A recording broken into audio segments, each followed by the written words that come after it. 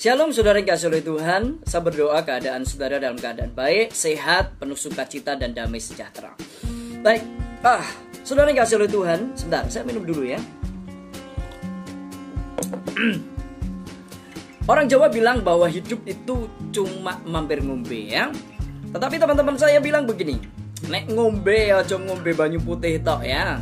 Katanya kalau hidup cuma sementara, hanya minum air, jangan cuma minum air putih, tapi minumlah Coca-Cola, Fanta, ya yang baik-baik begitu ya. Nek perlu anggur pisan katanya begitu ya.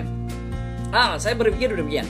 Ini adalah gambaran hidup ya. Hidup kita memang sementara, tetapi kehidupan yang sementara ini akankah menjadi sesuatu yang berarti atau menjadi yang tidak? Kita berkata hidup kita ini sia-sia atau hidup kita menjadi berkat.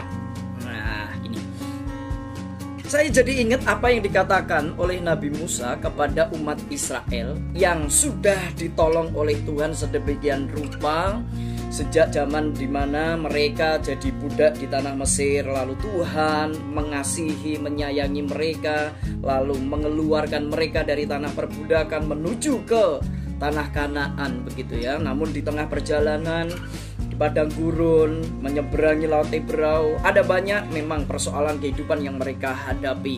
Tetapi Tuhan menyatakan pertolongannya yang luar biasa, pemeliharaannya yang sempurna. Nah ini adalah gambaran kehidupan Musa yang pernah memimpin bangsa Israel itu. Berulang kali juga sebenarnya dia dikecewakan, disakiti, berulang kali bikin marah gitu ya. Karena bangsa Israel sudah berulang kali ditolong Tuhan, tapi berulang kali pula dia juga menyakiti hati Tuhan. Dia bikin patung lembu emas disembah. Mereka menyakiti hati Tuhan, mereka meninggalkan Tuhan dan tidak beribadah kepadanya. Maka di ending perjalanan Musa menolong atau menuntut bangsa Israel keluar dari tanah Mesir itu, di dalam Ulangan pasal yang ke-30 ayatnya yang ke-19 dan 20 dia berkata gini, "Aku memanggil langit dan bumi menjadi saksi terhadap kamu pada hari ini. Kepadamu ku perhadapkan kehidupan dan kematian, berkat dan kutuk."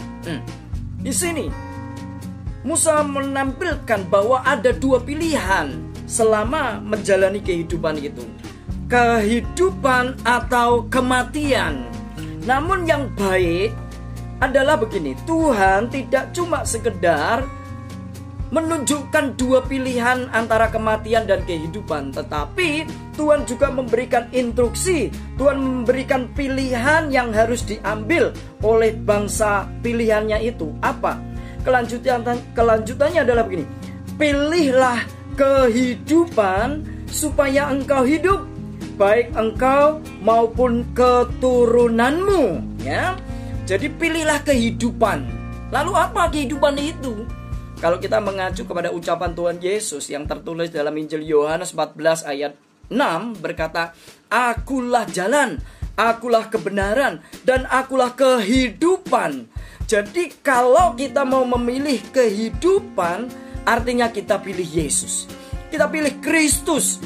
Dia yang mati di atas kayu salib menebus dosa kita, membayar lunas dan menjamin kalau kita mati akan mengalami kehidupan kekal. Nah, maka pilihlah kehidupan, yaitu memilih Yesus Kristus. Jangan ragu dan jangan bimbang untuk memilih Yesus Kristus sebagai Tuhan dan Juru Selamat. Sebab hidup kita yang sementara ini biarlah tidak menjadi sia-sia karena kita sudah menerima Yesus Kristus. Dan jaminannya adalah kehidupan kekal. Yohanes 14 ayat 3 mengatakan, "Di mana aku berada, disitulah kamu pun berada." Itulah kerinduan hati Tuhan kita, untuk membawa kita di tempat yang terindah, yaitu di sorga yang mulia. Haleluya, puji Tuhan. Tetap ikut Yesus sampai akhir. Shalom.